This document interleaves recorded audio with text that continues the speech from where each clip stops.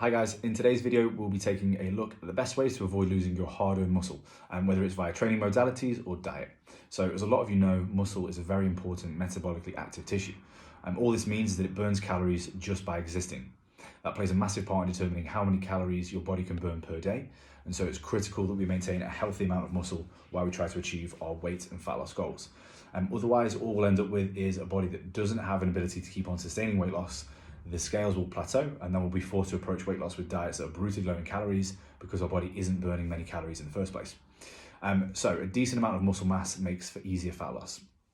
Right, so first of all, to maintain that precious muscle, we need to make sure that we are getting enough protein in our diets. Now, this may vary a bit depending on which information we go with, but generally anywhere from half a gram to 1 gram of protein per pound of body weight to maintain muscle mass. It doesn't have to be a massive amount, we just need to make sure that there's some in there. Now, if we are in a calorie deficit and we are burning more than we are consuming and we eat less protein than this number, this could cause us to lose muscle mass. So for example, with a lot of us being involved in the recent Battle of the Nations, if we are earning massive MEPs and burning huge amounts of calories, we are likely to be in a calorie deficit. And therefore we really need to make sure that we have an adequate amount of protein in our diets to avoid any muscle loss at all. However, if calories are at a maintenance level or above, meaning that we are consuming the same amount of calories that we're burning off, then this will go a long way to maintaining muscle anyway, even with a slightly inadequate protein supply, okay? So next, we can look at this from an exercise standpoint, and something that we can really think about using is different heart rate zones to use different energy sources and avoid muscle loss.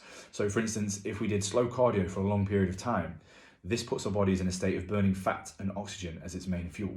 But if we do a lot of high intensity work and a lot of constant intensity work, so a lot of constant yellow, constant red on your myzone belts, this can shift our body into using carbohydrates as its fuel source. And when they are all used up, our muscle can be at risk of being used as energy also, as our body gets into that desperate and depleted state. So if we weave in these different training methods, we stand a better chance of muscle maintenance while still earning those MEPs and burning those calories. If you guys want really more of an in-depth look at these different training zones and the benefits of them, check out Bryce's latest video. He's going to do a video based on the training zones and what they all involve and what the benefits are. So it'd be a really good one to check out. And so this last point is one that's particularly relevant right now: sleep and recovery. With this period of lockdown that a lot of us are going through, and our sleep patterns are more important than ever. And with our current Battle of the Nations effort, our output and need for recovery is greater than ever, so it really is quite important to get enough sleep.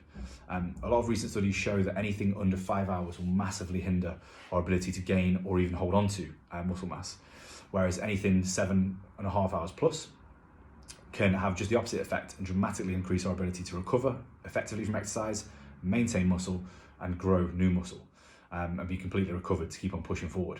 So don't shortchange your exercise efforts and let your body have enough time for proper recovery. Hopefully these tips help you hold on to your hard-earned muscle, guys, and help you push forward with this month's Battle of the Nations, or any fitness goals for that matter that you might have currently, okay? So use these, give them a go, and hopefully it does some good for you. Cheers, guys.